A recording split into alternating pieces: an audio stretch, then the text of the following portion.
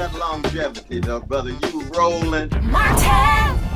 Roland Martin's doing this every day. So I just want to thank you, Roland Martin, for always giving voice to the issues that are front and center for Black America. You're doing your thing, baby. Appreciate it. I understand. Get it. Get down with it. This is Godfrey and Roland Martin. Oh, no punching! Your show's incredible. Everything else is fake news, but Roland Martin, I respect you. I really do. I respect you. I think you're real.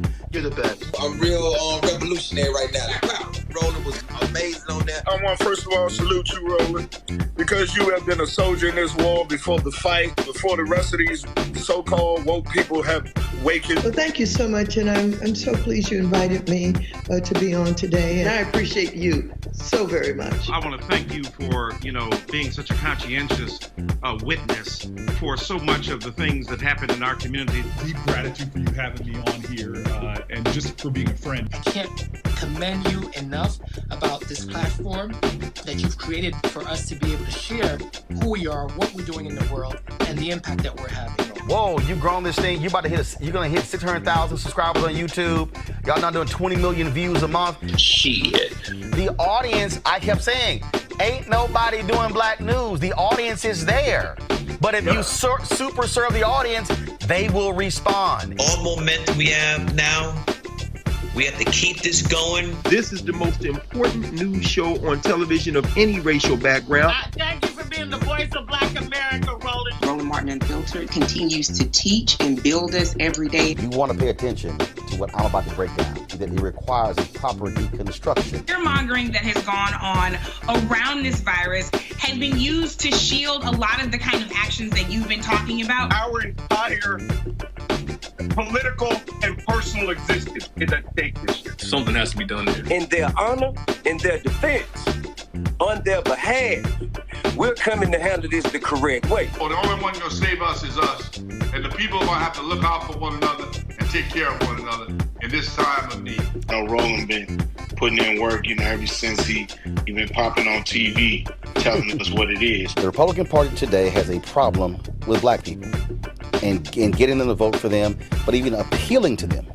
I agree. Roland, this is one of those moments where the people deserve their government to work. What I'm saying to folk and what you're saying is have an agenda, push on that agenda, turn out, and then let folk know you are making a commitment both at the polls and beyond the polls. We are the ones that you need on the inside and along your side as you're trying to go and be the president. I mean, you can't win without us.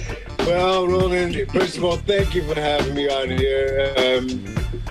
It's been a desire to be in your company and commune and talk with you for a long time. Glad we got to do this, and God bless. Listen, I'm a big fan, brother. I love you so much. We need you. Keep up the fight, bro. And even get to see Roland Martin, man. All right, man, we'll have fun. All right, Roland, love you, boy. All right, then. You've taught me a lot. I am super grateful. There's so many other ways to represent black culture, black community in the media and do it in a powerful way. And you're a living example of that. We got you. God bless. Roland, you're mine forevermore. But I love and respect. I love that A5A too, though, brother, in the name of Donny Hathaway and Duke Ellington and Martin Luther King Jr. and John Hope Franklin and a whole host of others, including Roland Sebastian Martin himself. And we're going to keep pushing. And making sure that you're on the forefront of the change that we have to see. Appreciate it. Thank you, Roland. You're a good friend. Thanks. We'll make it happen. Vice President Biden, thanks a lot. Great to be with you, Roland. Thank you so much. And I appreciate you, Roland, parsing your words, because I see folks online saying the federal government is failing us. No, Donald Trump is failing you. This man is a danger. He represents a clear and present danger to this nation. You can't be black-owned media and be scared. You might be watching Roland Martin Unfiltered. You dig?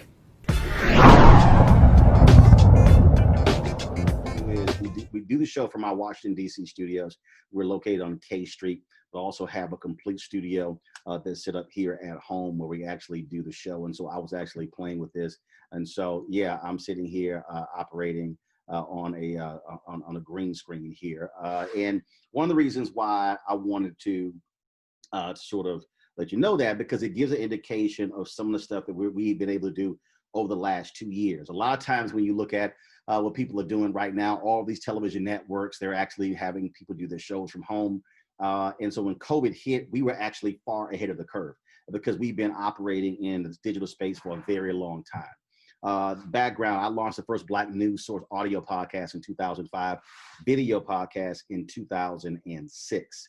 And so, so this is not anything new. And so when News One Now ended at TV One, we were already doing a lot of stuff on the digital side. And literally, as Alfred Liggins was telling me they were canceling the show, I was already planning this very thing that we're doing.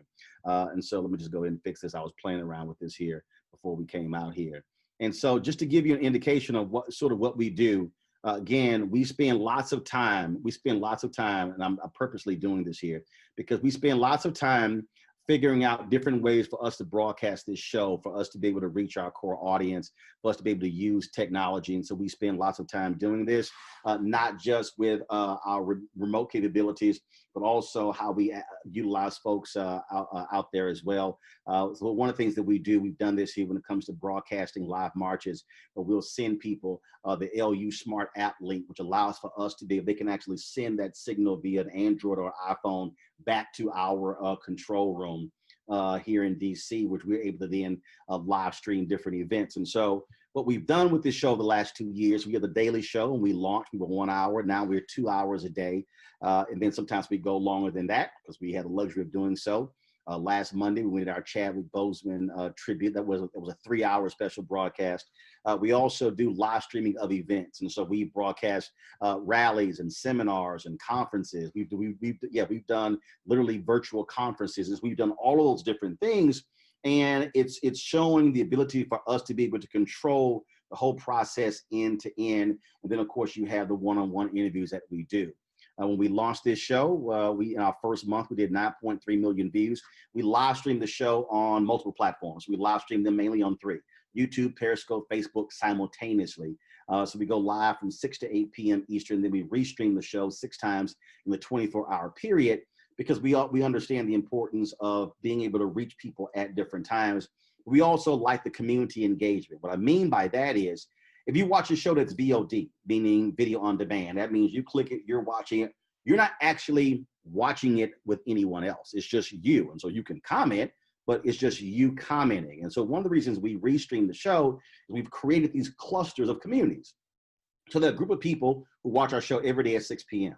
There's another group who watches at 10 p.m., another group that watches at 2 a.m., another group that watches at 6 a.m., another group that watches at 10 a.m., another group that watches at 2 p.m.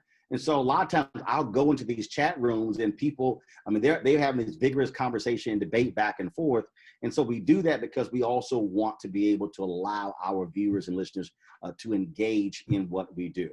We've also been podcasting, audio podcasting our show since our inception, and beginning in July. We did a deal with iHeartMedia where they are distributing our podcast to various podcasting platforms all around the country and the world. We've got folks who reach out to us, who join our fan club, people who are in Amsterdam, the UK, folks who are in the Caribbean, Canada, various African countries. And so this has allowed me to be able to reach the fan base that goes beyond the United States borders. And so it has been a hell of a ride for the last couple of years. Like I said, we did 9.3 million views collectively in our first month, September 2018. Last month, we did 30 million views. We've had tremendous growth during this COVID period. It's been very shocking to see how our numbers and our revenue has quadrupled since the month of April. And so it is certainly a great time for where we are as we go into our 3rd year. So with that, Tasha, let's go. Tasha, you can proceed to call them from the queue. We will ask you to start your video. At that point, start your video. When you ask your question, please mention your outlet. It's very important. Please mention your outlet before asking your question. All right, Tasha. So awesome. Thank you so much, Norman. We're going to go first to Makisha Madden-Toby. Hi, Roland. Makisha Madden-Toby, ShondaLand.com. I was asking about Cicely Tyson, who has been nominated for her 5th Emmy nomination. She just received her 5th Emmy nomination for How to Get Away with Murder. What do you think has been the secret to her career longevity? Like, how is she still out here in these Hollywood streets making waves in her 90s? Why do you think that's the case? Easy. When you're a great actress, that's exactly what happens. I mean, she's been putting in the work. is no different than a comedian, Betty, what's her name escaping? Last name escaping. Betty White? Yeah, Betty White. I mean, bottom line is, she is one of the greatest actresses America has ever produced. And so it's always great to see her doing the work, and whether it's Broadway, whether it's television, whether it's movies. Just the other night, I was watching Idlewild, and I saw the role that she played in that. And so, I mean, she is one of the greatest, not greatest Black actresses, one of the greatest actresses, period. Exactly. And so I think when you look at her, you look at the late Ruby Dee. I mean, Black America has certainly turned out some of the greatest artists, and she certainly should be held in high esteem in all quarters. And hopefully, she will take home that Emmy. Yeah, I hope she comes on your show too. Oh, well, actually, she doesn't do a lot of interviews. So I've had opportunity to meet her, chat with her many times. And so she certainly always gives me a thumbs up and encouraging words when we do see each other. So COVID obviously stops a lot of different stuff, but look forward to seeing her the next time when we get back together, having various events. I'm an avid fan of your show. I watch on Facebook and YouTube. What was the challenge with starting your show, and also in terms of advertising? What are you doing, and what would you like your viewers to do to help you get more advertisement on your show? Well, the first thing when you talk about doing something along these lines is you have to be very realistic what you can and cannot do. I think one of the biggest problems that people have is they watch a broadcast on network television. They say, okay, I want to do that. Well, if you don't have those network dollars to do that, then you're not going to be able to do that. And so is keeping people realistic about those dollars. That's just one of the things that I think is important. What we did is when we launched this show, we really focused on, focusing on the work, doing the work, getting the work solid. That's what we focused on. And putting the resources into our look and our quality. And a lot of people just don't again, they want to run out and buy a whole bunch of stuff, and then all of a sudden then you can't build from there. So it was a methodic build. It was a methodic, constant build where we were focused on saying this is what our revenue is, this is what our resources, and how we can build it from here. Now, when it comes to advertising, I mean, at the end of the day, you have to do proof of concept first. So I knew when we launched in September 2018, we were not going to be able to really be able to bring in necessary ad dollars for a year, because you need to be able to have the numbers. You got to have the metrics. And so by the end of year one, we were in a different situation. And so we've been able to target various companies and other individuals. We also have our Bring the Funk fan club. I got fans who want to support the show, and they've given tremendously. We've got more than 11,000 donors to our fan club, and that has been tremendous in helping us be able to grow and build as well. And so I would just tell anybody, you got to be realistic where you are and how you can build. And a lot of people, again, want to do a whole lot. I tell people all the time, just take your time in building it. And so where you want to be in the 5th year, you're not going to be there in the 1st year, but you can build your way to that. And so we're in a much stronger position now after 2 years than we were when we first started, because we were realistic in how we built the company. Awesome. Thank you so much. Cool. Hi, everyone. I'm Simon Applebaum with Tomorrow We Televise, the program all about television on Blog Talk Radio. And we're also on the iHeartRadio Podcast Network, along with Roland. And congratulations on your 2 years. Appreciate it. Got 2 questions for you. First of all, any thoughts about maybe simulcasting your program on a smart TV programming service or somewhere else in television? And secondly, when you were on our show a couple of years ago, we talked about where diversity is at on television. And it seems that particularly this year, there has been a gigantic leap up in all sorts of ways, on all sorts of levels, everything from shows like P-Valley to women of color, people of color launching their own production companies, getting promo development deals with the likes of Netflix, Hulu, Amazon, Lionsgate, Warner Brothers. What's your thought about where we're going with TV diversity? So here's the deal. And again, I go back to, how do you methodically build and grow your platform? We knew that in order to go that route, now you're talking about being on smart TVs, getting your app on those programs. That also meant having a library of content. So we've spent the last 2 years also between content that I already owned and the content that we've been now creating and producing that now builds our library. And so what you're down describing is the next step. So absolutely for us, when it comes to creating our own app to be on Roku, to be on Fire Stick, to be on Apple TV, to be able to do deals with a Samsung, getting the show on those platforms. So that's the next step. But again, it's being very realistic, because here's the deal. You do those things cost money. You have to be able to be able to spend those dollars. And so in the first 2 years, the money was spent on staff, building up, making sure all that's going well, and having a robust show every single day. Now, after 2 years, we can now go to the next level and placing our content on those platforms. So absolutely, that's where we are going next. When it comes to television diversity on the entertainment side, so let me deal with that. Something is, what people have to understand is, and I'm going to use a phrase, and I need people to understand that phrase when I use the word sharecropper. African Americans are getting these opportunities that are in front of the screen when you talk about production deals as well. But who are the decision makers? I'll give you an example. I look at Deadline, Variety, The Hollywood Reporter, The Wrap every single day. When I look at operational opportunities, I see very few of us getting hired. In the history of Hollywood, no African American has ever run a Hollywood studio. Never. So we've had a Black president. We've had a Black CEO of American Express, a Black CEO of Xerox. We've seen African Americans in corporate America, but an African American has never run a Hollywood studio. An African American has never been the head of a major broadcast network. So what I look at also are all these opportunities and all of these different companies. You mentioned the Netflix and Hulu and Amazon Prime and all of these companies, Peacock, Warner Media. Where are your top Black executives? Where are the people who are greenlighting these projects? I'm talking about the ecosystem. And so on one hand, we are performers. We are in front of the camera. We are acting and directing and doing those things. But I also look at operational opportunities. That's where the power resides.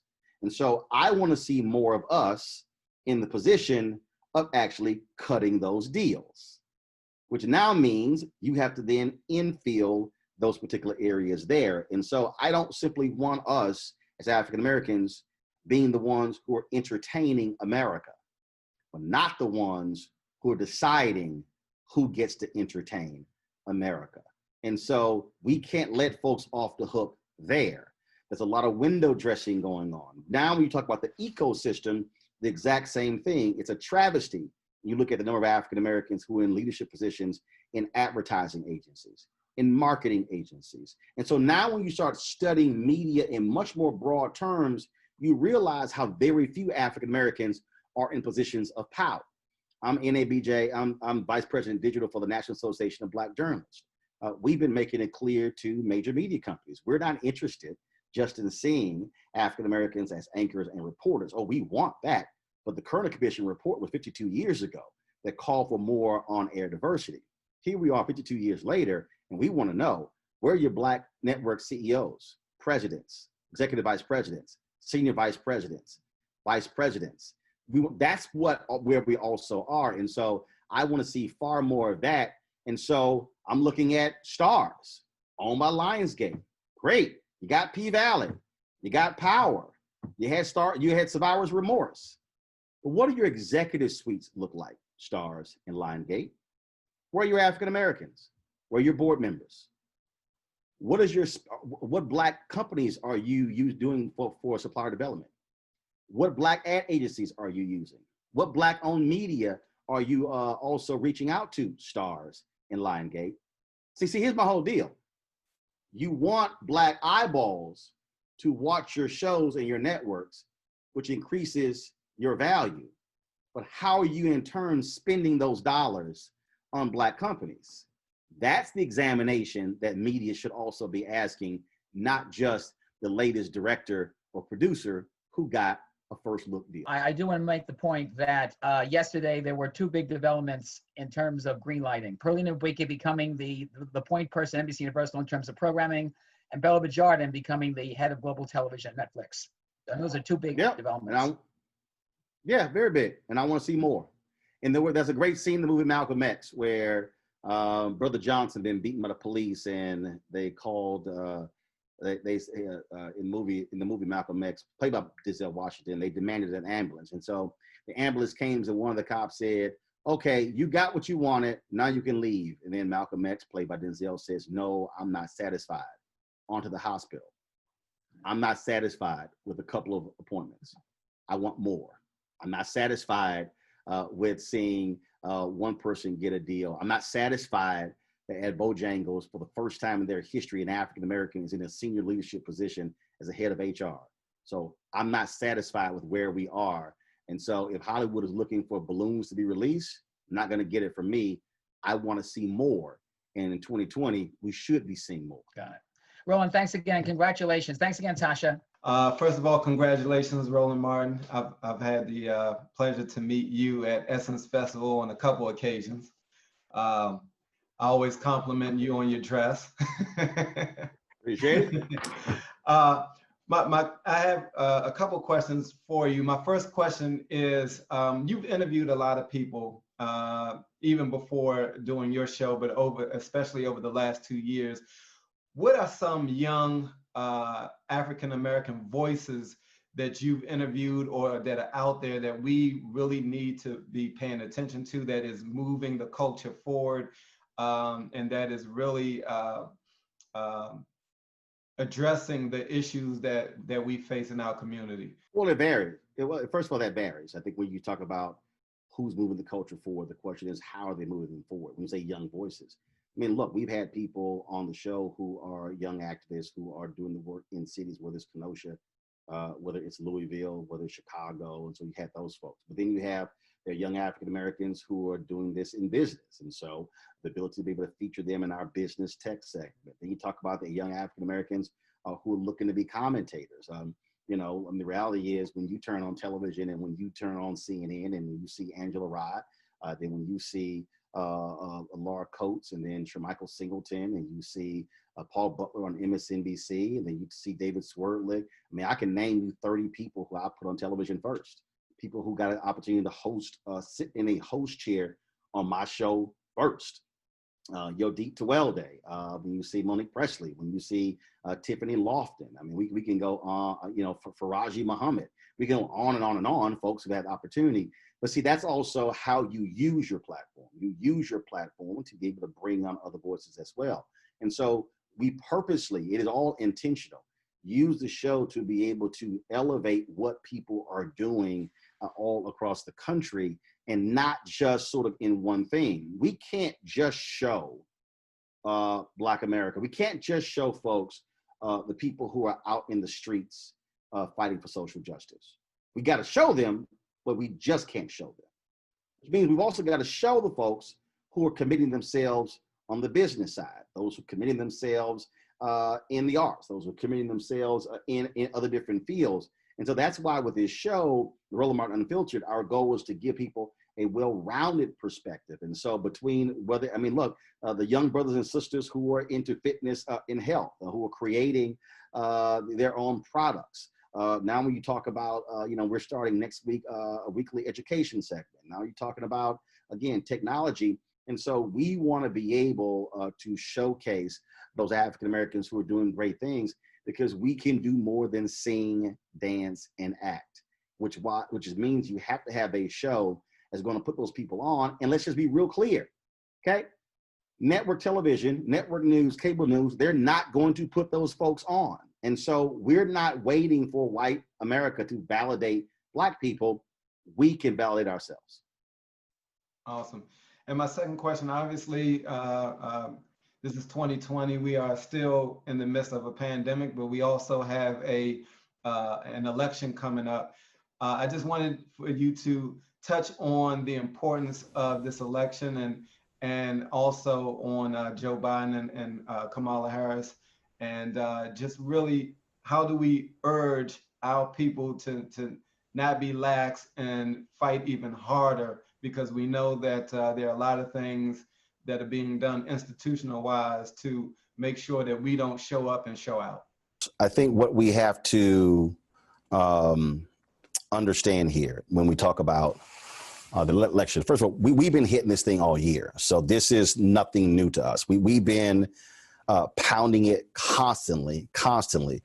But the thing is, we also have to break this down for people. Look, the average person is not heavily focused and invested in civics. So we connect the dots. We spend lots of time right now getting people to understand voter purging, which means they need to be able to be pushing, they need to be double checking registration, then getting people to register, then saying, fine, here's how you can request your mail-in ballot. Then this is check your polling location, all those things, because we know the barriers that are being put in play. We've got to make sure that our people are not getting caught in the middle of that, which again means our job is to connect the dots, explain to people what's going on. When it comes to public policy, doing the exact same thing, breaking down Trump, breaking down Biden, breaking down U.S. senators and congressional races as well. Also what's happening on the state level. We've had lots of African Americans who are running for district attorney, who are running for other positions on as well, because those are critical positions. And so that's how we have been focused on trying to do this, trying to get our folks to understand what is at stake. And that's how you do it. You can say, vote. Okay, but what am I voting for? Who am I voting for? Why am I voting for somebody? What are the policies? Which is why you know we have to be honest about where we are in media. The reality is this: Black radio is spending so much time playing music and talking about gossip and entertainment. You have very little discussion about politics happening on Black radio. Okay, because how much of Black radio is actually Black owned? Same thing when you start talking about what's happening on the television side. There are 10 cable and broadcast networks that target African Americans. Okay, it's BET, it's BET Her, it's TV One, they own Clio TV. There's OWN, Aspire, Revolt, Afro, Black News Channel, and the only broadcast channel is Bounce. It's 10. Of those 10, only one, Afro, is owned by African brother. Then you have TV One, Alfred Liggins, Kathy Hughes. 10.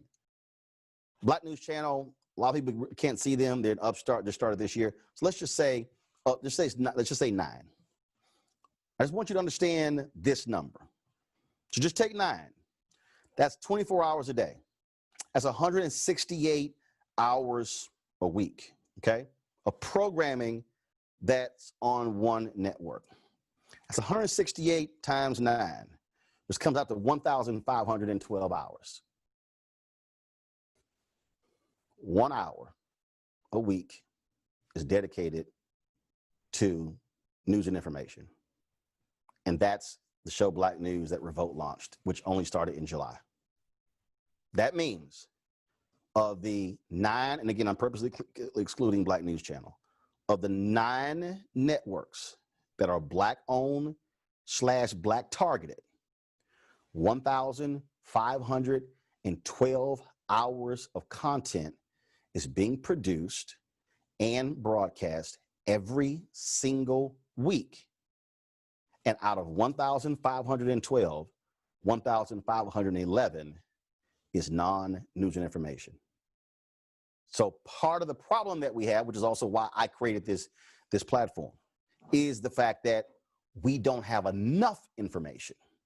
Our people are not getting enough information. Yes, we can watch a cable broadcast, but are they speaking to our issues from our perspective, and are they doing it through a Black prism and a Black filter? And the answer is no. Even if you have shows that are helmed by African Americans, you ain't got Black folks behind the scenes making the decisions on who the guests are, who the topics are, and what the focus is. That's why Roland Martin Unfiltered is important. And I wasn't interested in waiting for somebody to call me. And let me speak to that. A lot of people that hit me up, oh, go here, and go here. And it'd be great if a network would give you a show. I'm not sitting around waiting for somebody to pick the phone up and say, hey, Roland, we're going to give you a show. No, we chose to do it ourselves. And we are succeeding at it.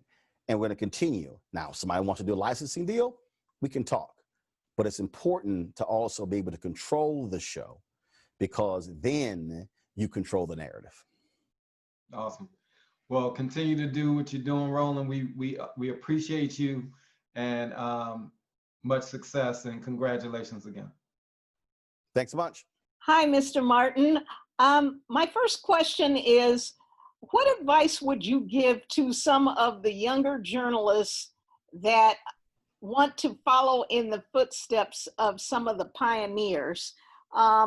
We have a lot of really great role models, but we don't have enough. So if you could just give us a few gems. Well, it's real simple. People have to stop saying, I want to follow in somebody's footsteps, but do you want to go through what they went through? So here's what I mean by that. When somebody says, I would love to do what you're doing, you got to put in the work. What I'm about to say has nothing to do with journalism. It has to do with any profession that somebody wants to go in. Do you have the work ethic to be great? It's as simple as that. Do you want to put in the work? I mean, and when I say put in the work doesn't just mean, oh, I put the work in when I was in high school, when I was in college, and then I'm all good. No, it means you never stop working. I mean, I'm sitting right here. I mean, just so you understand what I mean by put in the work. I'm talking on a Canon XA25 camera right here that's being routed through an ATM and Mini Pro switcher that's being connected to my laptop. Then I got a Blackmagic Assist monitor here. I'm also watching the color grade on the green screen, as well as the microphone levels, and then also all the background. And I'm actually recording the show on here as well. Earlier, when we had some audio issues, I'm sitting here going, I don't understand why we're having audio issues. When I see the VU meters on the monitor, when I see right here, the microphone switch is on over here. And so then I go into the software and I'm seeing the VU meters right here. But then when I go inside, I go to my sound preferences, and I see that it was reverting back to sound on the laptop, which means that it was picking up the sound that was coming through the headphone jack, which was actually where I had my earpiece. So I had to sit here. And so while in the last question, while he was asking, I actually found the problem, diagnosed it, fixed the problem. And so now the audio is exactly how I want the audio to be versus using the microphone that's on the laptop. I'm 51, I'll be 52 in November. Why am I saying that? It's because you have to be in a constant state of learning. You have to understand that you never reach a point where you no longer have to learn. And so what it means is if you want to be, and so look, there are things that I do. A millennial or a Gen Z can't tell me what the hell to do because they don't know. So what happens is there are people out there who are afraid of continuing to learn and continuing to get better. And I'm in a constant state of what is the next thing, studying the next thing. How can we do this here? How can we stream this here? This encoder. What about this particular software? Can this make our job easier? Okay, the software that we're paying for, are we maximizing its usage? What are we doing with it? I'm not just accepting just where it is right now. I was on two consulting calls yesterday for people. One group doing an audio podcast, one group was doing a video show and was going through these things. And so that's how you get to somebody's level. That's how you achieve greatness. And too many people don't want to go through that. And so folks want to watch the show and they want to see Roland Martin Unfiltered, like, oh my goodness, you're interviewing Spike Lee, you're interviewing T.I., you're interviewing Ice Cube, and you're interviewing all these people. And then it's so like, wow, I want to do that. No. But you got to ask, How did you create the relationship to where you were able to get all of their individual and cell phone numbers, so you're not going through a publicist or going through a business manager or going through an agent, you're going to them direct. You have to learn that. And so I will tell anybody, stop focusing on the hype because you want to be on stage and you want to be known and you want to have 2.7 million social media followers like I do. Do you want to do the things that are unseen, where no one sees you, where you're in your home and you've got all this stuff on your table and all this, and you're figuring all these things out and you're trying to go through it all? Do you want to do that? Then all of a sudden you find out if folks are real. My experience, most people don't want to put the work in to be great, which is why they are not great. Thank you so much for that answer. I totally agree with you. I've been in this business for over 3 decades, and I know that I'm still learning. I learned some things today from you. That's it. My second question is, as journalists and representatives of the media, we know that we're just down to 2 months before that election. What advice would you give us as people from the media to try to galvanize these apathetic or potential voters? This is very simple when you talk about voting. It's like anything else. And so, matter of fact, I'm just going to use the show, my show, Unfiltered, as an example. People said Black people are not going to watch a news show. Okay, I remember when TV One got canceled, they put out a statement saying the show got low ratings and didn't generate revenue. That was a lie. It was a lie. News One Now was the highest rated, consistently the highest rated show on TV One from 6 a.m. to 6 p.m. Over 12 hours, highest rated. The ability to do revenue because also you didn't know how to sell it properly. So I find it's real interesting. I'm literally doing a show right now. It's a Black news show. It's a 2-hour-a-day show. Probably by the end of this year, we are going to. First of all, we've already generated more than 7 figures. So we're going to generate double the amount of money that they generated on News One Now, and I don't even have a sales team. Why am I saying that? It's because you have to actually do the work. So here's the thing when you talk about how to reach voters. It's the same way we did the show. You gotta work it. And you gotta create something that's going to get their attention. Look, people say the Black news show won't work. We're proving them wrong. Okay? They said, oh, you can't make money. We're profitable. By the end of this year, we will have generated more revenue on this show than what they generated on my show on TV One. I don't even have a sales team like they do.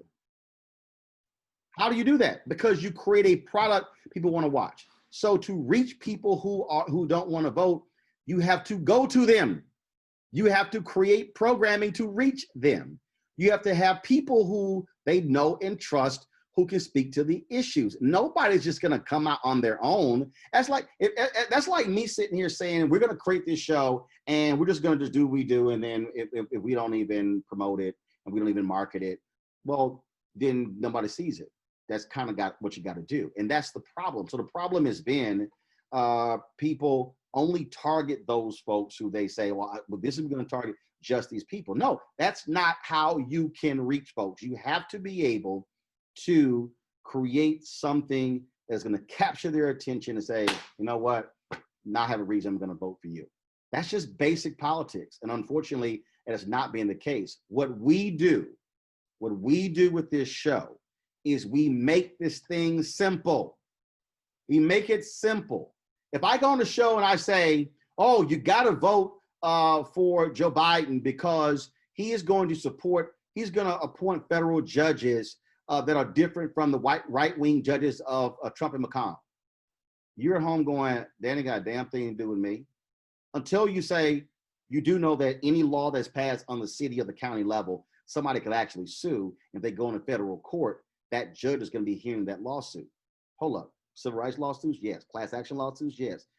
Discrimination lawsuits, yes. EEOC complaints, yes. You start going through this whole deal, you have to make it plain to people. When somebody says, I'm going to focus on the issues in my community, I don't care who is president, then you say, well, what are the issues in the community? Well, I care about housing. Well, you do know that whoever is president appoints to the Secretary of the Department of Housing and Urban Development, and then they're the ones who actually have oversight when it comes to federal housing plans in various cities. Really? Yes. Who do you think then controls block grant funds that are allocated from the federal government to states and from states to cities? Or in some cases, the feds give the money directly to the cities. Yep, federal. You got to connect the dots. We assume people know, they don't. And so we spend lots of time. I've had more people, and I'm talking about men, women, young people, older people, who have sent us emails and letters saying, I have learned more about politics and civics watching your show in the last 3 months than I learned in my entire career, in my entire life going through elementary, middle school, and high school. That's how you use the platforms. And unfortunately, your cable news shows, they aren't doing that. That's not what they're doing, okay? They assume you already know. No, we are purposely trying to inform people. That's how you reach them. Joe Madison has a great phrase, and it's a country boy statement, but it's true. He said, you got to put it where the goats can get it. How do goats eat? They eat the grass. That means you got to put it that low where they can get it. Simple as that. Roland, hi, this is Nye McGee with EUR Web. Thank you, sir. My apologies. It's all good. It's more of like a statement because you keep it so real all the time. I've been a fan since, way back, been watching your digital show since day one. If you've already commented on this, I apologize. Outside of this space, I missed it. So I'm going to ask you for the sake of this virtual conference. All right, go ahead. Trump recently said, or it was recently revealed that he said it's not his responsibility to understand the pain of Black people, the anger of Black people. As a leader in Black media, what's your response to that? And part two of that question is it the job of Black media to kind of address the pain and the anger of the Black community, especially now with the civil unrest going on across the nation, and kind of take that pain and that anger and push it to the forefront of national conversation? Donald Trump would say that because Donald Trump is a white nationalist. Donald Trump right now is running a campaign that speaks to and appeals to white people. It's undeniable. So that's no shock. He doesn't care.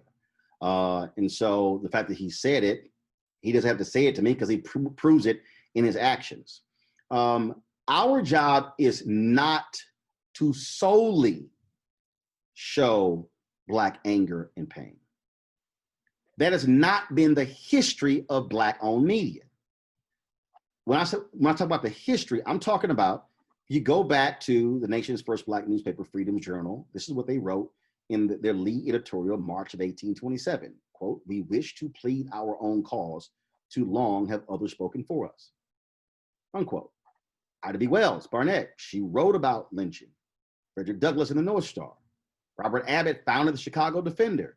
If you go back and read the Chicago Defender, when it was founded, they weren't just talking about Jim Crow, oppression, discrimination, and bigotry. No, they were showcasing African Americans who were getting married.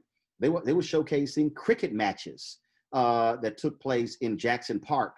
They were showcasing African Americans who were traveling around the world. They were showing a wide view of Black America. And you look at Ebony Magazine, Jet Magazine, Negro Digest. They were showcasing all of Black America. It was always interesting. I would hear people in the, growing up in the 80s and 90s, they would say, oh, Ebony, they've got all those stories on Black people who've lost weight, Black people with their houses, stuff along those lines. Because Black people need to see other Black people living well. Because the Black experience is not solely one where we live in public housing, where we all go to substandard schools, and where things are depressing and where there's no father. No, that's some people's experience. Our job is to show a wide view of the experience. And so the issue, though, and I gotta be real clear, the fundamental problem that we're facing right now in Black, and I'm just gonna say Black-owned media, and I'll go ahead and add Black targeted media, is that we are inundated with entertainment. We are laughing ourselves to death. We have, if you just step back and just look at all of these things that are happening out here, this is what you're dealing with. You're seeing entertainment, sports, gossip. You're seeing an emphasis on who's driving what, who's wearing what, all those different things. Look at the most popular sites. Look at the most popular social media channels. And I get it. But then people go, damn, we didn't know about that. We didn't know about that. But here's also what's happening in Black media. Black media isn't doing any original reporting. Black media is doing tons of aggregating, where they are, in essence, taking a story that's in the New York Post or the Washington Post or the New York Times, the New York Daily News, or some other outlet, rewriting it, slapping their byline on it. It's about staff report. And when you read it, it's quotes that came from, frankly, white media. So how is that? You just putting a black face or a black sheen on a story that's written by mainstream media. So this is how I judge whether it's real or not. If I'm reading a story and I don't see so-and-so told so-and-so, they didn't talk to him. They rewrote somebody else's story. So that's not black media. Now, I know we can't cover everything, but the point that I'm making is this here. The philosophy that I had when I ran the Houston Defender, the Dallas Weekly, when I ran the Chicago Defender, when I ran Black America Web, when I was news editor at Savoy Magazine, same thing at TV One with Washington Watch and News One Now, and that was this here. I am not going to let a mainstream outlet out-black me. If there's a bombing in Turkey, I don't have resources to cover that. If there's something happening across the world, if there's something happening, take your pick. But if it's a black story, no, y'all not gonna out-black me. Take coronavirus. I will put our coverage up against any one of these networks. Because you know what you saw? You saw more than 80 African Americans, more than 80 on our show discussing coronavirus. We had black folks from Meharry, from Morehouse School of Medicine. We had black North Carolina A&T. We had scientists. We had infectious disease experts, ER surgeons. I could run the gamut. We had your CDC members. We had all these different people talking about how coronavirus affects black people. I never forget, Fauci goes before the news cameras and talks about the impact coronavirus on black people. It was kind of like, wow, and said they were unaware of the impact of asthma with coronavirus. We cut away the cover. We came back with a brother on the show from Meharry who says, well, maybe they should have been listening to the black medical folks, because we've been saying that now for the last 2 months. That's where we come in. And so I need black media to get real when it comes to news and information and stop, again, force feeding our people. And I get it. And I'm telling y'all, people say, oh, you know, but that's what people want to get. But if all we are doing are feeding our people entertainment, gossip, and sports, what do you think their mind's going to be filled with? We've got to provide more. And that, to me, is where we're failing. And I'm telling you, y'all can mark my words. We are 23 years away from a nation becoming majority people of color. If we continue on the path we are on now, black people will not be in control of our own story and our narrative. And we're going to be asking somebody else to tell our story. And then we're going to get mad when they don't tell it right. But why should we when we're not the ones telling it? All right, can you see me? Yep, we got you. What's going on, Roland? I am Roger out the box. First and foremost, I want to know, how do you conclude what issues and concerns are being overlooked by the mainstream media so that you know exactly what to tackle for your audience? Easy. Damn near everything. Here's the deal. And this is very hard for a lot of people to understand. And I've had to tell my staffers this, all the places, all the Black-owned media places that I've worked. You have to wake up Black. Some of y'all listening like, duh, I'm Black. Nope. When I say wake up Black, that means that you have to see certain stories from a Black prism, So when a story comes up, and the story, again, let's just take coronavirus. Instantly, my deal is, are we impacted in a different way? And then what did we begin to see? We begin to see the numbers. African Americans were dying at a disproportionate rate, which then goes, okay, why? Okay, well then now who can speak to this? And so if I'm waiting for somebody who is non-Black to break it down, I'm waiting for a long time. Look, the study came out just, what happened during the debates when Senator Kamala Harris said, if a Black child has a Black teacher of the 3rd grade, this is the percentage of them the greater percentage that will go on to college. And if they have 2 Black teachers by the 5th grade or whatever, it's even higher percentage. That's a racial disparity. So I'm not just going to talk about education just from a typical angle. I'm going to say, let's talk about that. So if I hear that stat, that now means that in my coverage, I need to be talking about how do we get more Black educators in the classroom or as administrators to have a direct impact on that. So see, if I do a story and I'm talking about just that, but I'm not talking about the efforts to get more of us in teaching, then all I'm doing is further diagnosing the problem, but then offering no solution. And so it requires you to think Black. Many of us have worked in mainstream media. Many of us have been trained to think, and let's just be real clear. When I say when you're trained to think like mainstream media, that means you are trained to think like a white editor, because you are really targeting white viewers or readers. You're not conditioned and trained to think where Black is your first thought process. Let's just put it all on the table. That's just the case. Difference for me is that my first internship, my first time when I got paid, was at a Black paper. I saw a Black publisher making decisions. So when I went into mainstream media, my experience wasn't that Black people running newsrooms were foreign. I'd already seen it. So so I go to CNN. People are like, oh my God, you're at CNN. Yeah. Aren't you excited? Yeah, but it's not like, now mind you, I got to CNN, but I was already with TV One. TV One paid me before CNN did.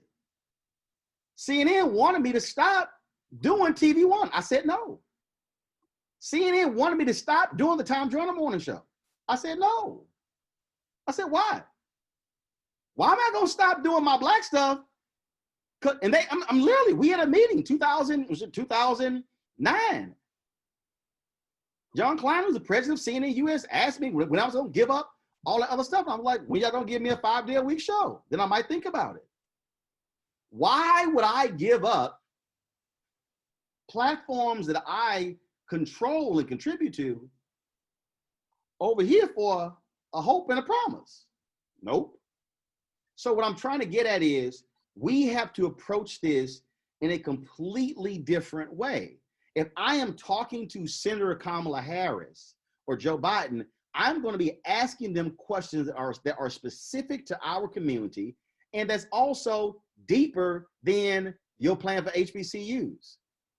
That's a throwaway question. They are not, mainstream media not asking that question. And so we have to bring depth to our questions and our coverage, which means we've got to be thinking broader and deeper about Black America than just even what's out there. And that's the mistake I think a lot of us are making, is that we are not looking at what Black media has done historically on how they have, look, some of the people talk about Ta-Nehisi Coates, they talk about, if you read stuff in the Atlantic right now, some of the absolute best writing about the condition of African Americans when it came to research was in Ebony magazine.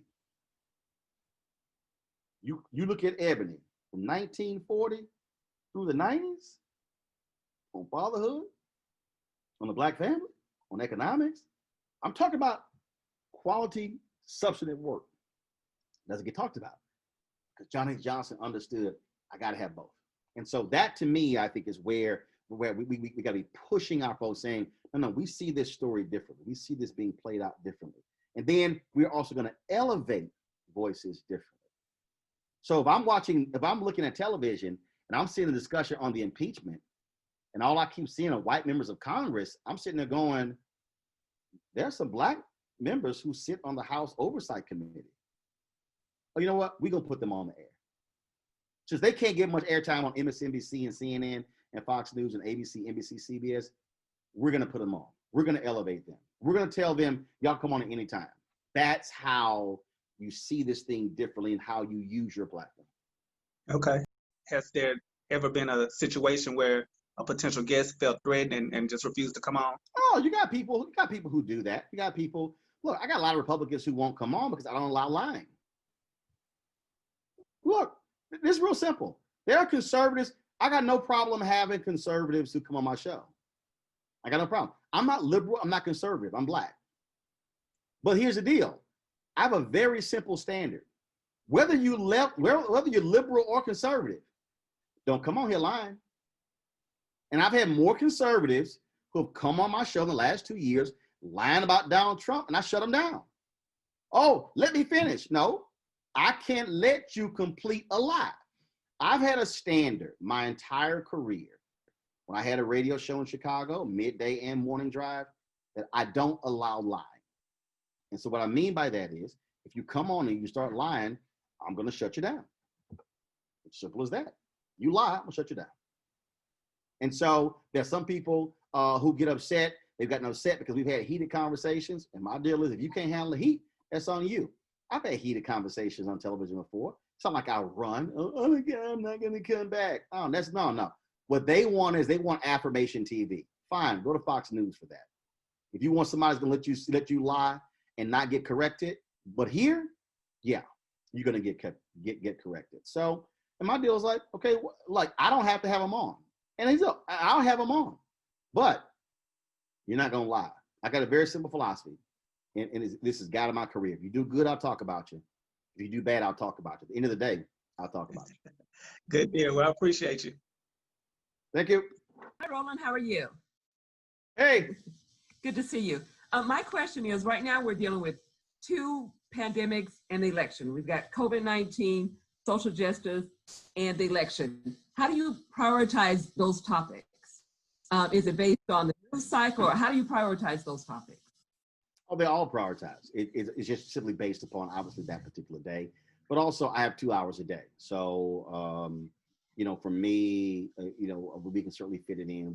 We try to do coronavirus every single day, giving folks on updates because it's still an international pandemic and it's still a major problem. So, and obviously the election, we do that every single day as well. And so it just depends on what day. Yesterday, coronavirus was our lead story because of the Bob Woodward book and Donald Trump playing it down. Today, it might be different. Tomorrow, our lead story might be something that's different. But so for me, I don't see it as, what should be the top story. We're going to cover it as extensively as we possibly can and try to cover it from any and all different angles. And so if latest research comes out about a potential vaccine, we're going to have African-American experts on, because here's what we know. And the numbers don't lie. We know this in Black radio. We know this in Black magazine, Black newspaper, Black television, doesn't matter. African Americans trust Black people, but they trust certain Black people. Black people will trust me more than they'll trust Larry Elder. Simple as that. So it's not a question of saying, oh, I trust anybody Black. No, we're not gonna trust anybody Black, which is why integrity and credibility comes in. What we have to be about is we have to be trusted sources. We're now living in a world of disinformation, Russian troll farms. We're living in a world where people are impersonating African Americans.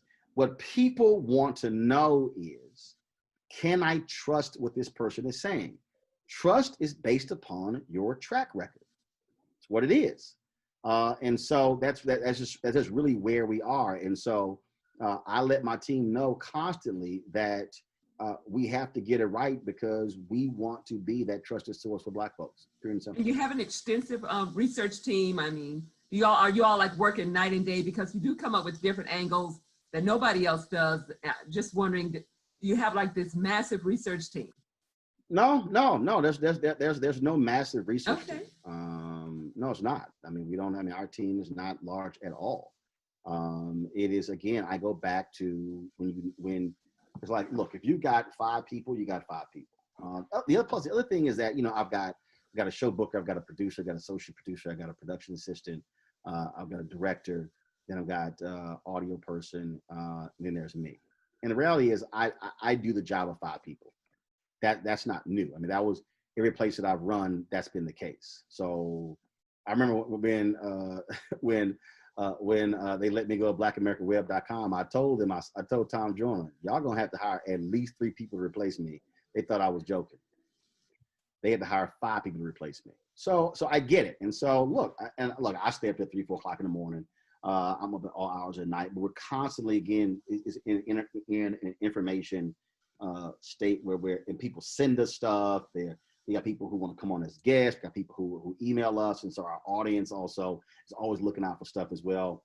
And so we just take advantage of all of that. And look, I mean, I would love to have, and this is where somebody asked about advertising.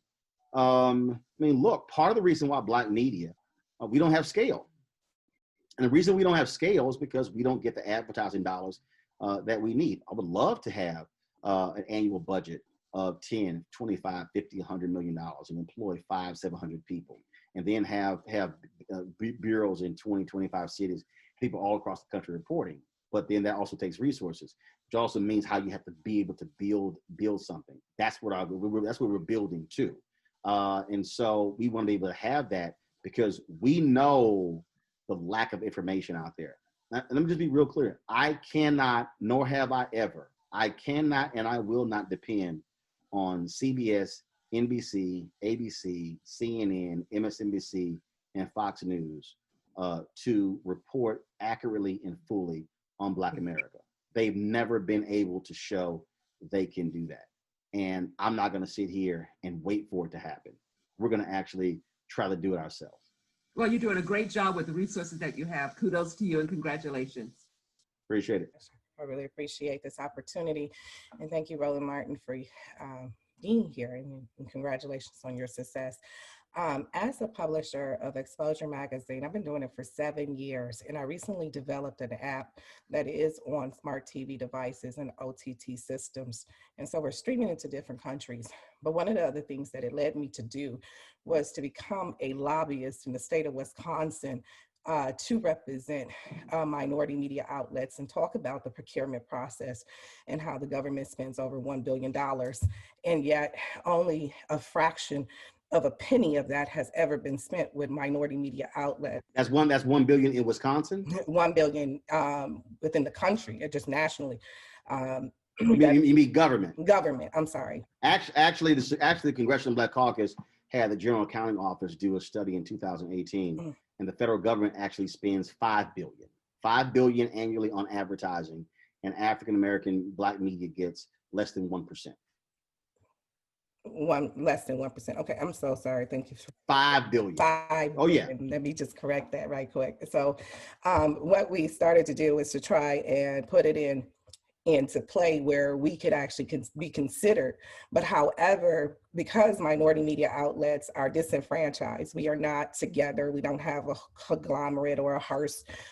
Yes, there is other organizations that represent parts of Black media, but as a whole, there is not a unit that would actually represent the television networks and media, radio, all of us together, you know, there's the newspapers, there's the television. You don't have a consortium, right? To represent our interests, to catalog us. So therefore, when you put in, it's not seen as a need. There is no need because the minority media outlets don't come together. So there is no need. So me as one constituent standing there saying there has to be a way is not being seen as, I would say, relevant, I guess.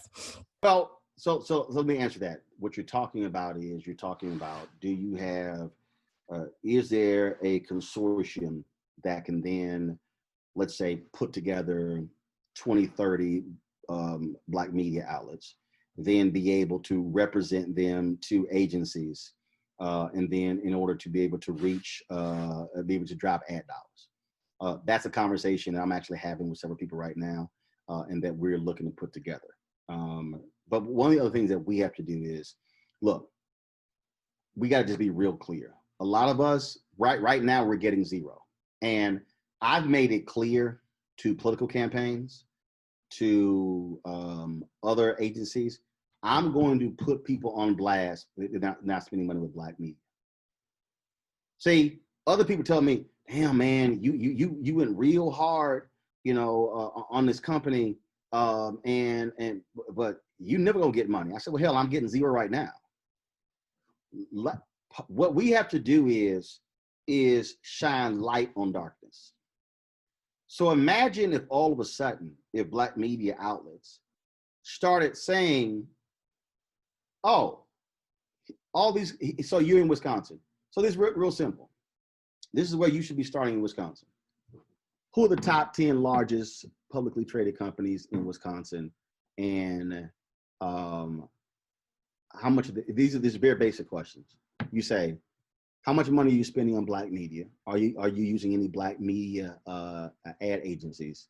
And who are your Black vendors? I literally, just yesterday, I sent a question.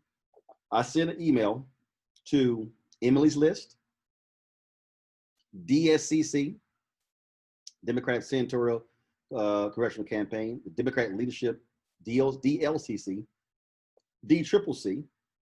I sent it to Prouders USA, PAC, the American Century Bridge, whatever, American Bridge Century, whatever, that PAC. And I said, how much money are you spending on Black media? What Black ad agencies are you using? And what Black consultants, posters, and vendors are you also employing? Why?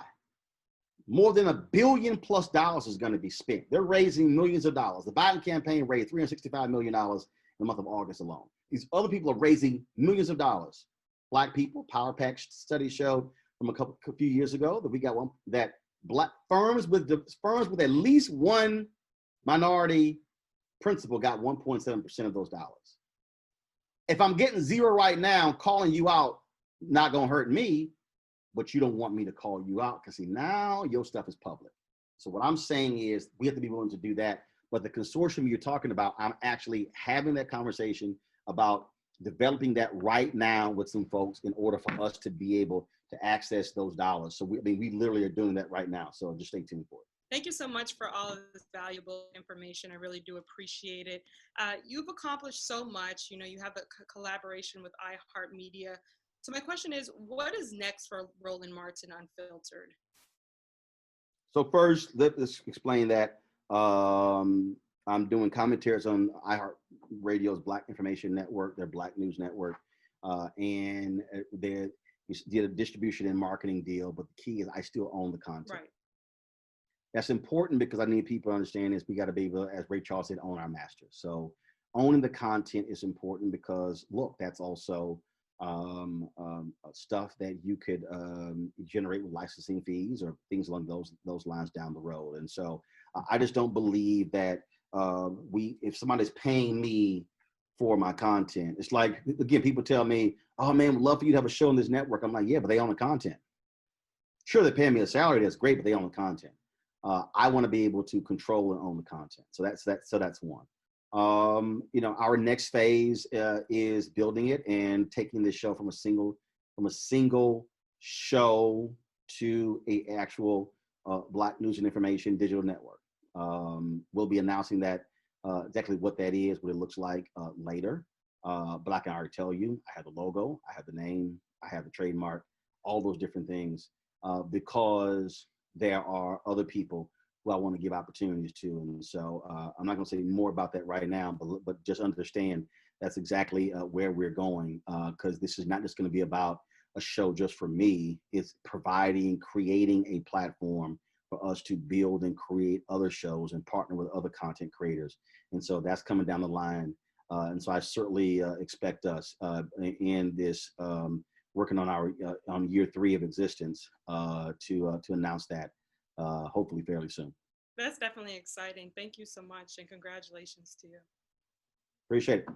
Hey, Roland, congratulations on your 2nd year of Roland Martin Hey, what's going on? I met you at the American Black Film Festival, seen you at NABJ, Essence with your ascots on, and I last saw you in February at Susan Taylor's National Cares Gala.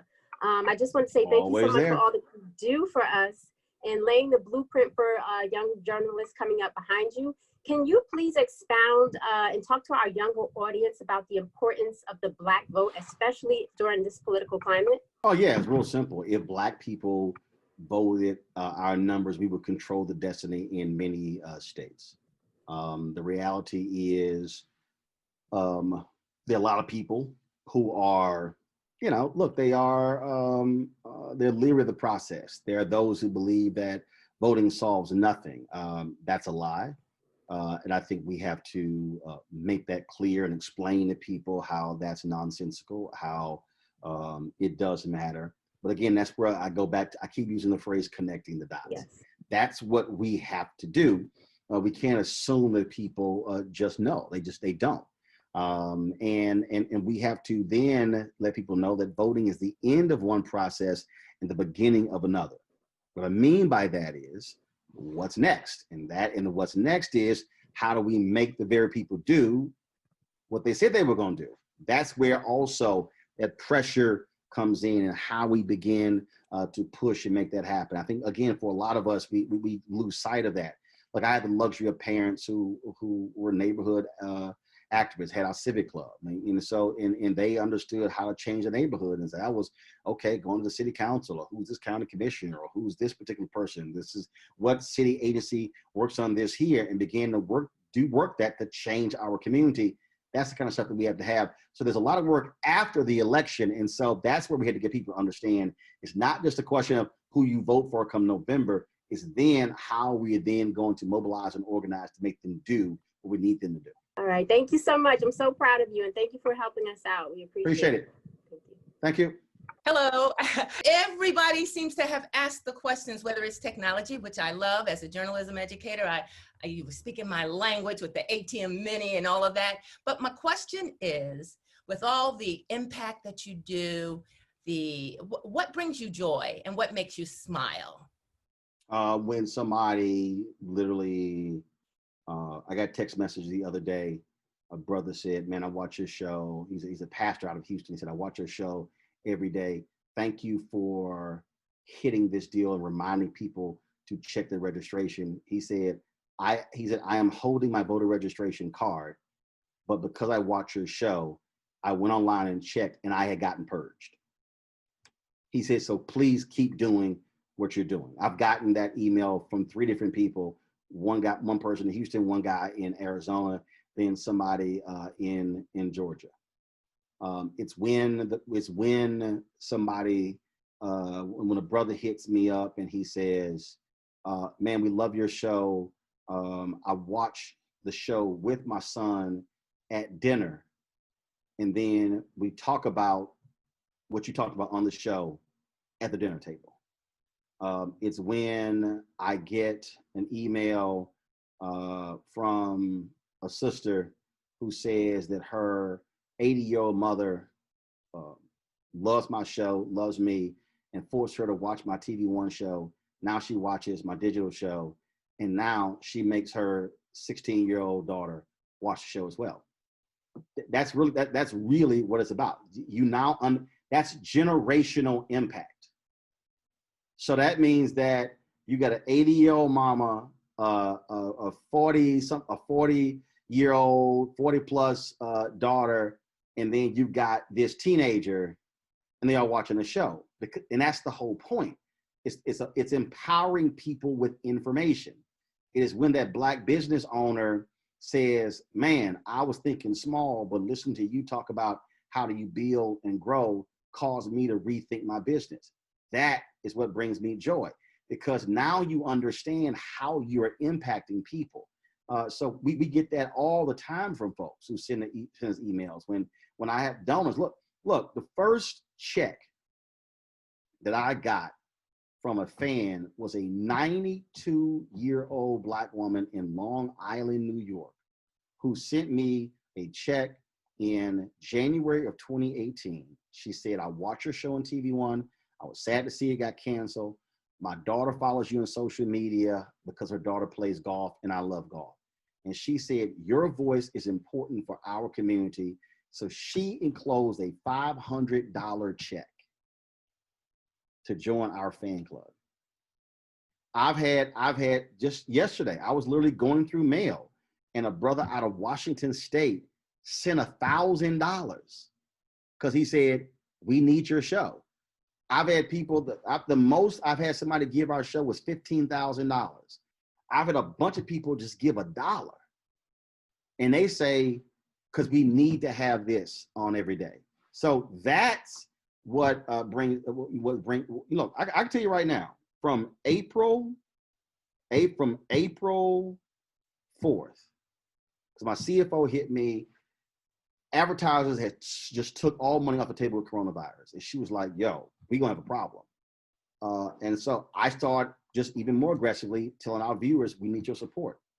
Between April and present day, our fan base is giving more than $300,000. And their whole deal is, we want to see the show continue. That money pays for the office space, pays for the staff, pays for us being able to get guests on from other parts of the country, pays for us to be able to get additional gear, pays for us to be able to do what we do. That's what brings me joy, because what the audience is, and that's why I go back to the success of this show. We did not buy an ad. You go from 9.3 million views in September 2018 to 30 million views in July of 2020, and you don't buy a single ad, you don't boost, you do none of that. You look at PragerU, white conservative, look, they got $2 billionaires out of Texas gave them $7 million to start. They raised $22 million their first year, $25 million their second year. Of course, they're going to hit 1 billion views. We ain't even got close to that, but it's the work and the net effect from the work is what brings me joy. And that's why we do what we do. Hi, Roland. I'm Janine Hubble-Cox with It's All Legal Too. And I think you've already pretty much answered the question that I have. And I just want to say congratulations on your show and much continued success. But my question is how can we not only use our platforms to talk about change, but to actually affect change? And I think you just addressed that with the last question. Yeah, I mean, first of all, when we say affect change, look, you got to drill that down. You got to say, okay, what exactly is that?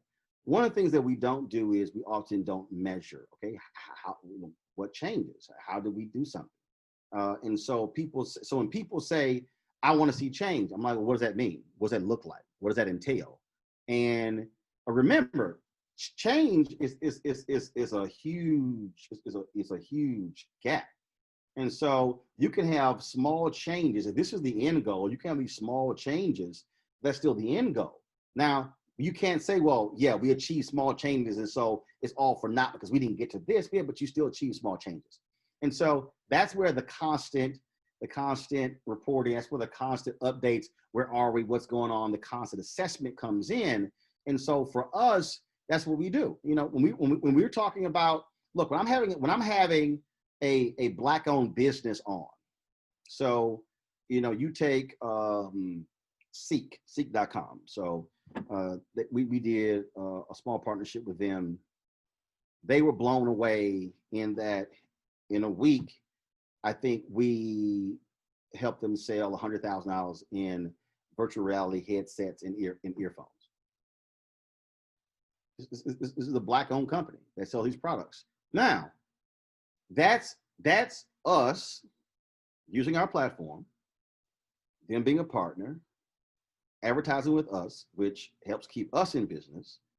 And the net effect was that they are growing their business. That's changed. There are 2.6 million Black-owned businesses in America. This is pre-COVID. 2.5 million of those Black businesses only have one employee. The average revenue of those 2.6 million Black-owned businesses is $54,000 in revenue. So of the 2.6 million Black-owned businesses, only 100,000 have more than one employee. So success is when we are growing and we are helping, we're using our platform to help others grow.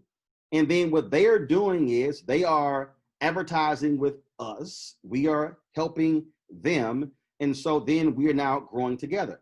That's how, so now all of a sudden, if they are in a situation where they're able to grow and get bigger and bigger and have capacity, now the more things that they can do, the same with us. But you have to be intentional that way and not be selfish where say, well, no, just me, well, I'm not gonna help somebody else grow. No, but that's not how it works. And so I think that's part of the problem. We don't measure change. We don't and constantly say, and celebrate the small success as opposed to, oh man, that wasn't good enough. I was expecting this here. No, that's when we look. I look at the numbers every single day. I can look right here. I can look right now. Click YouTube Studio, and it'll tell me exactly what my revenue has been for the last 28 days, my watch time, my views, my subscriber change, all this sort of stuff. That's what I do. And so again, it's a constant, you know what, we're gonna get better, and we're sitting here moving the needle. It's just a constant deal. That's to me, that's how you have to do it. I appreciate it. Thank you so much. All right, thank you so much. Thank you so much, Roland Martin, Unfiltered. Thank you so much, Tasha and staff. My name is King Solomon Entertainment Media Company. My name is James Claiborne. My question is, you have so eloquently stated your positioning with creativity and being a producer behind controlling the narrative. How has that kind of altered your perspective being also in front of the camera when you ask questions and working with your guests and stuff? How has that kind of altered, has it changed at all that you are now in the creative seat behind the scenes? Well, you have to keep in mind, I've always been in the creative seat. I went to Communications High School, Jack Yates High School, Magnet School of Communications in Houston. And we could not go into our TV studio in the first semester of my sophomore year. Then we were allowed into the studio our second semester. Walked in and all the students rushed to the set. Mary Waits was a teacher. I turned to her and I said, where does a person sit who tells them what to do? They sit over there in the control room. I said, I'll be in the control room. So from that point, I understood where the power was.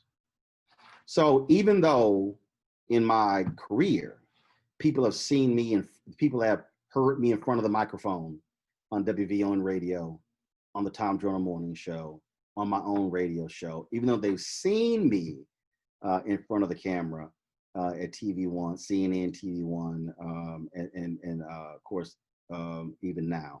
What they don't understand is in those places, I was host managing editor, which meant I had a final editorial say so. When I ran the Black newspapers, I was a managing editor, at the final say so. My position always was, if my ass is the one that's gonna be on the line, I wanna have all the power because you're not gonna jack me, but I have the power to control my own destiny. So the issue for me has never been, ooh, I'm the guy up front. No. I never desired to be in front.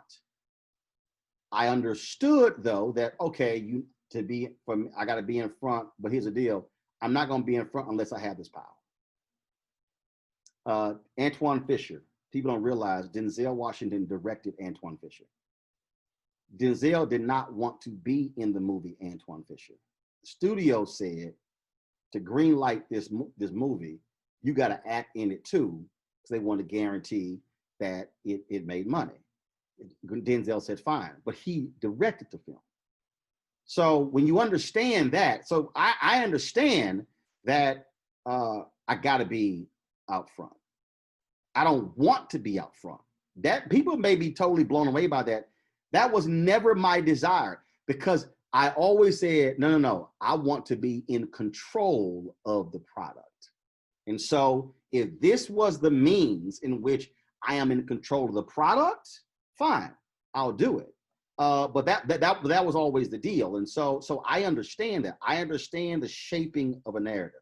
I understand how, when you put someone out, how you can elevate them, how you can build them up, you can take them down as well. And so that was always understood. And but people need to realize, since I was in the 10th grade, since I was 16 years old, 15, 16 years old, I understood power. And nothing changes. What did Frederick Douglass say? Power concedes nothing without a demand. The reality is this: when TV One canceled News One Now, I said, people were like, oh man, but you have to go back to CNN, you have to go to MSNBC, and this is exactly what I said, and there's no disrespect to anybody. I was not going to be asking a 32-year-old white producer, can I go cover Black people? This actually happened, and I need people to understand this when I'm talking about when you have a platform and power. When I was at CNN, Winnie Mandela came to the United States. She came to Birmingham. They tried to get a bunch of people to go down and interview her. They couldn't. So they asked me, can you go down to Birmingham, Alabama, and interview Winnie Mandela? Hell yeah, I love to interview Winnie Mandela. Fly down, interview with her. I think we had about 20 minutes.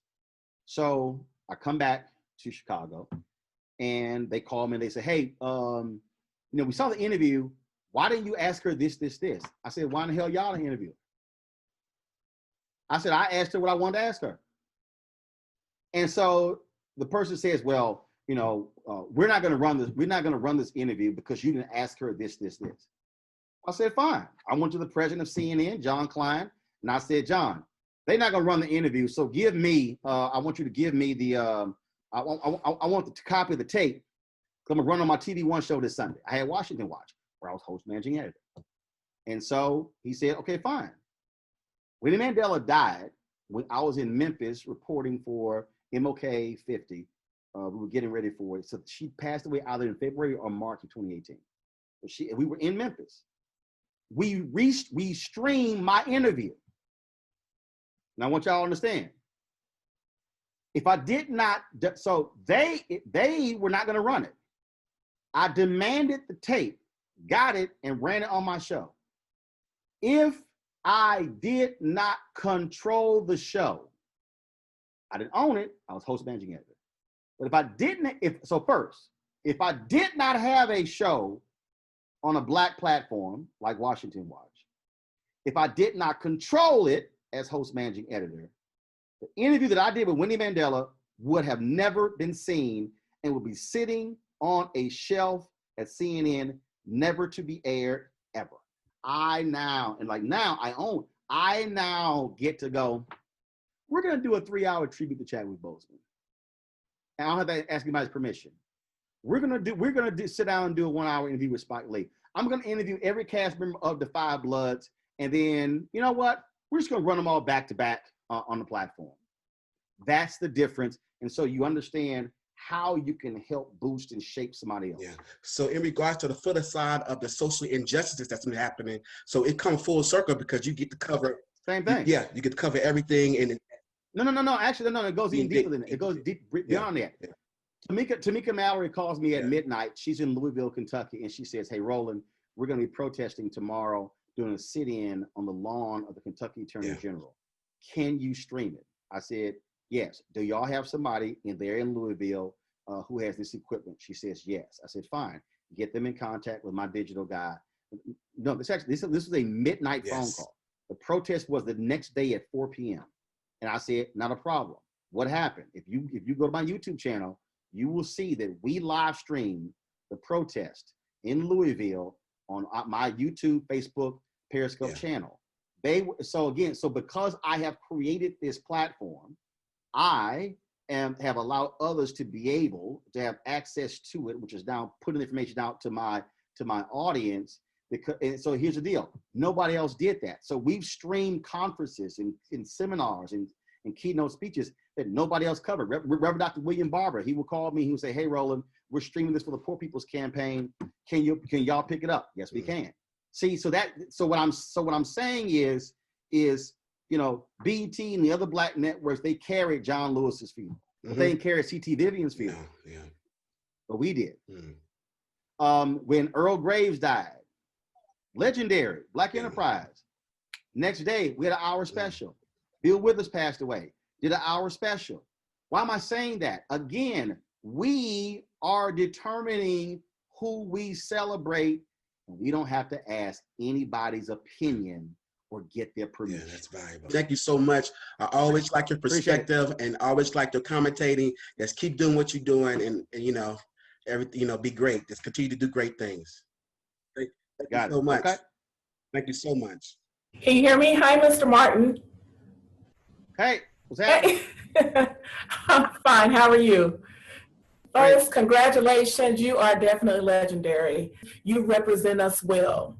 You shined a spotlight and raised a lot of awareness that people have tried to cover up for the longest, but you are unapologetically going to speak your mind, and you don't care who tries to silence you, you speak louder. So that's confidence, and that's what I inspire to be that confident. I believe everyone should have your show on their radio station. I want us to have it on there because definitely your word needs to get out even further, even more. But as you see, my question is, you see the condition of our country, and thanks to the current administration, if you could interview the president, what 2 questions would you ask him and why? First question I would say is, why are you a liar? No, I would say, why do you lie about lies? And I was one of the first journalists to call him, use the word lie. They kept saying, oh, they could be using these other different phrases. I'm like, no, a lie is a lie. So that question would be, and then I would pin him down specifically on this whole notion that he thinks he's done so much for Black people, and I would go through every single point and break off and show that he's also lying about that. And then my deal would be, I would force him to have to answer those questions and speak honestly, and then not just simply tolerate BS coming out of his mouth. And that's it. I mean, that's how you have to deal with it, as opposed to just allowing someone to lie in front of you. The reality is Donald Trump, not even close. Donald Trump isn't even, he keeps talking about he's done more for Black people, perhaps even more, going back to Lincoln. No, he hasn't. It's just a lie. It's just a flat out lie.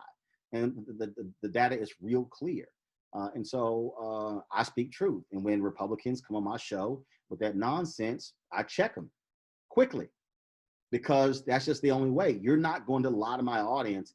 And what happens is that crap might work in mainstream media, but they don't have the facts and the details.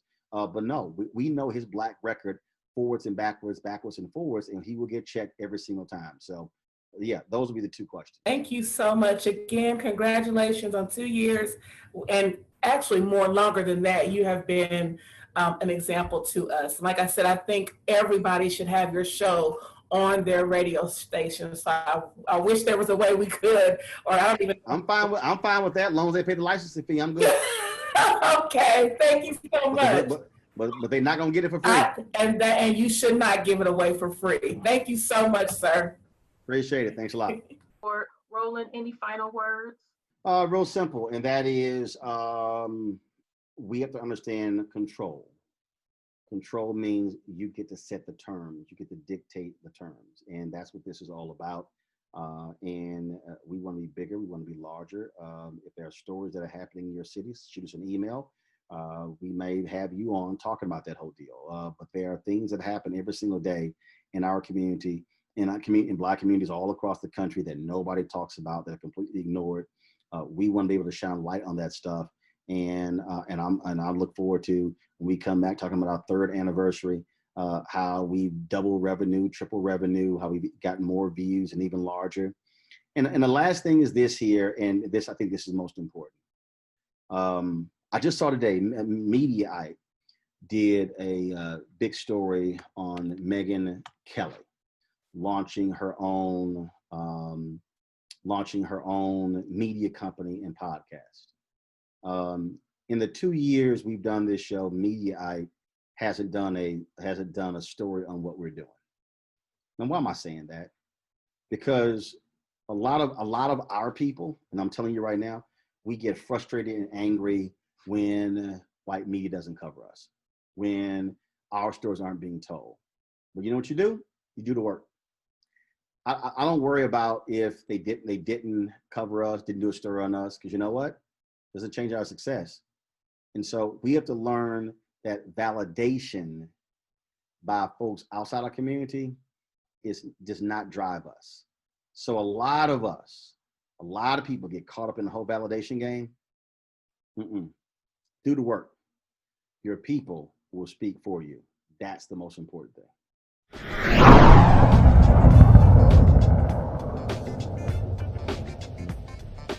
It is time to bring the funk on Roland Martin Unfiltered. Let's go.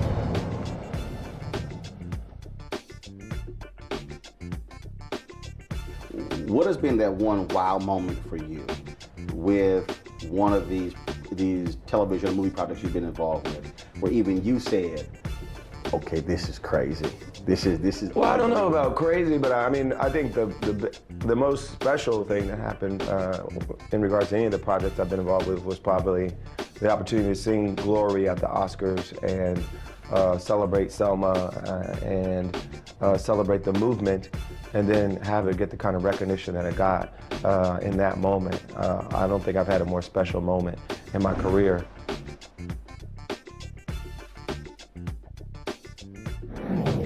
This guy before you came in, so you say you never talked to him. You can go ahead and say hi to him. Hello, sir. How are you? Colin? Hello? Congressman John Lewis. Hi, how you doing, brother? I'm doing great. How you doing, brother? Fine. Thank you for all of your work, for your leadership. You have touched me. You have inspired me. And to see you getting out there pushing and kneeling, you have done so much, not just for the American community, but for the world community. I said thank you. I admire you. I love you. Thank you for paving the way for an opportunity like this to even happen.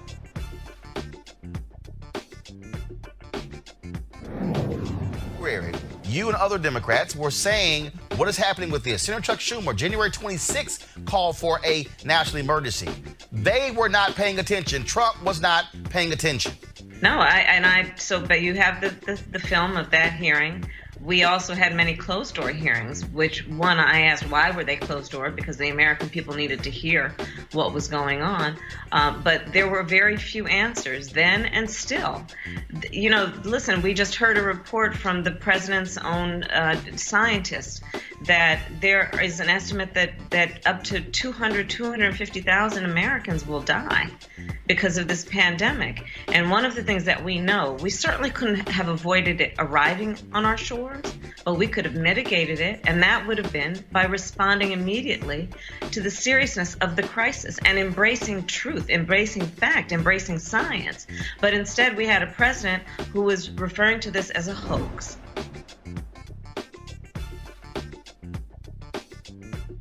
Again, if you take Jackie Robinson, you take James Brown, Thurgood Marshall is, and you'll be in Black Panther when it gets movies in 2018, but Thurgood Marshall is a real life superhero. I like to think about it in terms of how much work he had to do, especially at this time period in the NAACP, because he was the only attorney running around for them at that point. There wasn't a budget for, a staff of attorneys. So if something was happening in Mississippi and he couldn't get there because he was dealing with something in Birmingham, in Columbia, Tennessee, then that person basically ended up, not being able to get out of that trouble. So he was dealing with the same thing superheroes deal with. How can I save as many people as possible from disaster? And that's a superhero concept. How do I deal with time and space in a way that is not actually human? It's superhuman.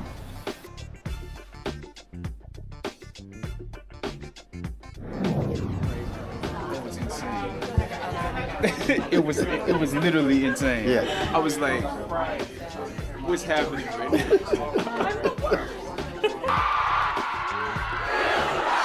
That was crazy. Man, I'm like, how long? I said, that is it. That was way more than I would normally do. I would never do that. Never. Yeah, that was crazy.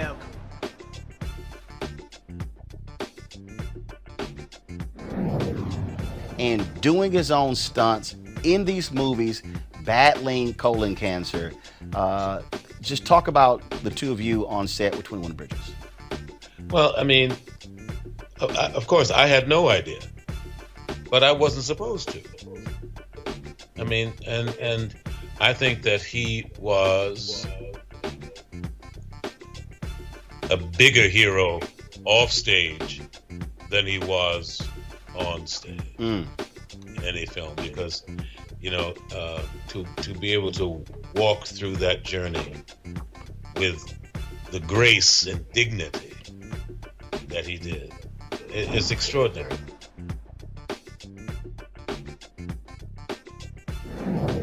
Trump loses in November. What's the first thing that a Joe Biden administration has to do to let the world know that that's now in our past and this is what we have to do moving forward? Let me just put the answer in context. Mhm. I think Americans need to understand that it's not a matter of simply flipping a switch and everything goes, back to a place where our leadership is immediately embraced and all is forgotten. A huge amount of damage has been done. Mhm. Trust has been broken. People can no longer believe the word of the President of the United States on matters large and small. Everything is a transaction. Our allies are treated like adversaries. Our adversaries are embraced like, family members. It's absolutely upside down.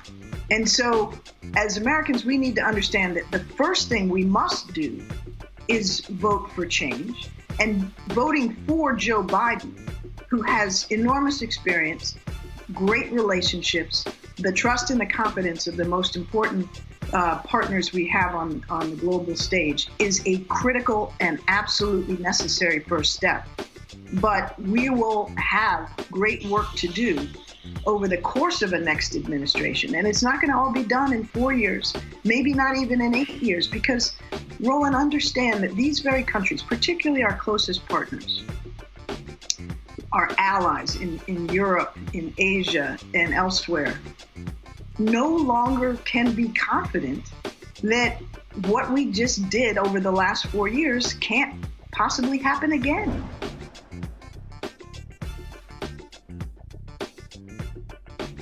They are scared to death when they say we're losing our culture. No, you're losing your power.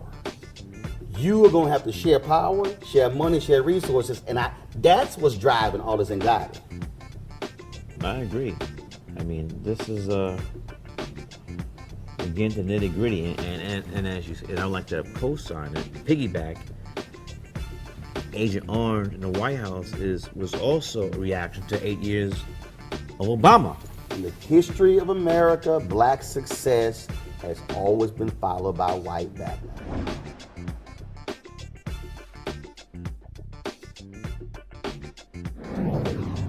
Have a militant black media, you do not have a voice to speak to your interest. That's real.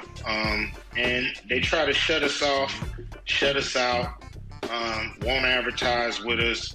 My man, Byron Allen going through the same situation. You get the asset and nobody wants to, spend money with that asset. And we spend much money in this country. And once we learn the power of our pocket, purse, and pocketbook, we will be able to get some of the things that we deserve.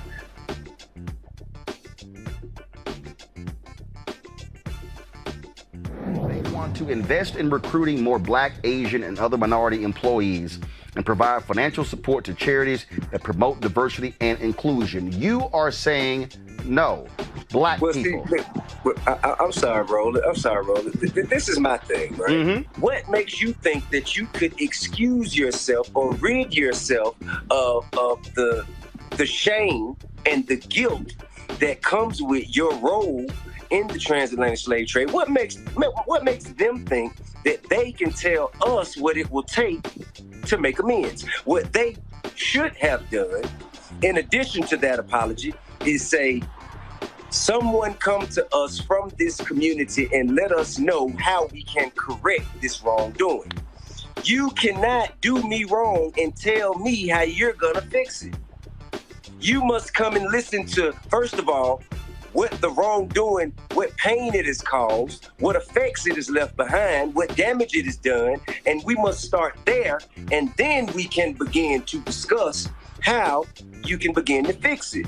You can't just come and tell me what you're going to do for me and expect for me to just nod my head in approval and say, yes, sir, yes, sir, yes, sir, that's just fine, sir. No, that ain't how, that's not how we work it. That may be how our ancestors work, but in their honor, in their defense, on their behalf, we're coming to handle this the correct way. Watch Roland Martin Unfiltered daily at 6 p.m. Eastern on YouTube, Facebook, or Periscope, or go to RolandMartinUnfiltered.com.